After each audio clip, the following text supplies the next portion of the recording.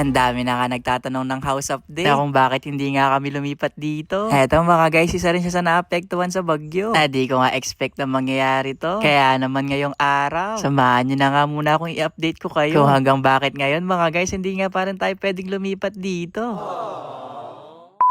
Ang dami nga nagtatanong sa akin kung bakit di na lang sa pinapagawang bahay lumipat. Hindi ko nga kayo ma-update doon mga guys kasi ang dami rin nangyari sa pinapagawang bahay. Na kung ako lang talaga mga guys gusto ko rin taga lumipat doon. Lalo sobrang hirap yung sitwasyon dito sa bahay. Kaso wala tayong magagawa kasi di pa nga tapos yun.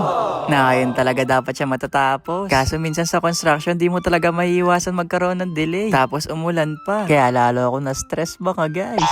Stress na nga sa bahay. Stress pa sa pinapagawang bahay no. Nanilak ko na nga muna pala tong gate kasi pupuntahan ko nga itong pinapagawa natin bahay para alamin din natin kung lumulubog nga ba yung lugar kung saan tayo nagpapagawa ng bahay. Na magtatatlong linggo na rin pala kaming baha dito. Na grabe. Ito yata yung pinakamatagal na baha na nangyari sa amin ngayon. Pero wag kayo mag-alala mga guys. Kasi sa lugar nga na magiging bahay natin soon, hindi ito binabaha. Kaya yan makikita nyo yung daan malinis. Bye bye alipungan no mga guys. Kaya makalipas nga ng ilang minutong biyahe. Eto nakarating na nga tayo sa pinapagawa natin bahay.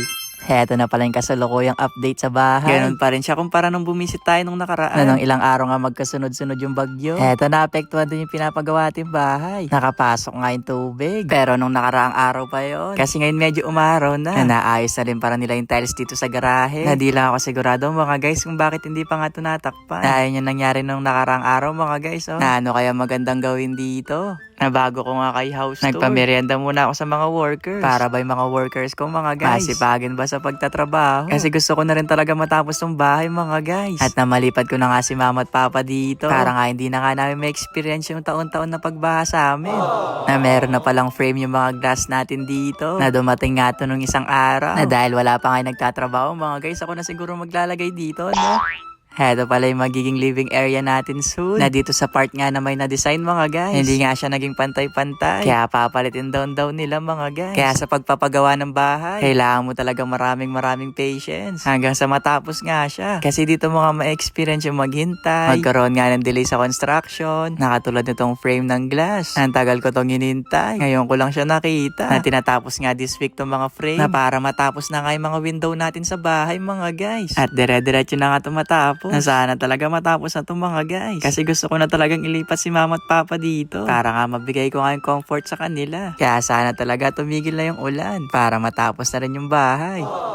Na kung bibisita ka pala sa bahay, meron din tayo ditong guest room na magdala ka na lang siguro nung kama, unan, tsaka foam kasi wala pa akong furniture dito. Chot! Di na pala mapapasukan niya ng tubig yung kwarto natin mga guys. Kasi dito na nga siya sa second floor. At tsaka di rin naman bahayin dito sa subdivision na napili ko. Kaya di na rin natin iisipin kung papasok yung tubig. Na naalala nyo pala yung pinintura ko nung nakaraan dito. Pinapalit ko na siya ng kulay beige. Dati kasi kulay gray to. Na para maiba mga guys, magbe-beige tayong kulay. Ipapapalit ko rin ng beige yung gate. Yung grills din sa taas. Na ano sa palagay nyo mga guys, bagay ba? Mas bagay kami ni ano. Uy, chot! Medyo makalat pa nga dito sa bakuran. Pero itutur ko pa rin kayo para basulit yung pag-house update ko ngayon sa inyo. Lalo medyo matagal-tagal nga tayo hindi nakapag-update. Pero tututukat ko na nga rin tong bahay. Para kung meron nga akong hindi magustuhan, mapaayos din natin siya kaagad. At para mas mapabilis nga yung turnover ng bahay mga guys. Na pinapalit ko rin pala ng beige yung dito sa Gedli. At sa likod, meron ding dirty kitchen dito. At dyan maghuhugas si ate.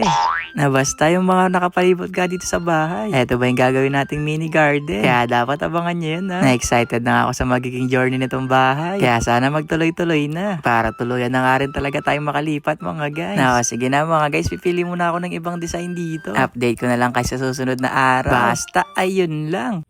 Bye-bye!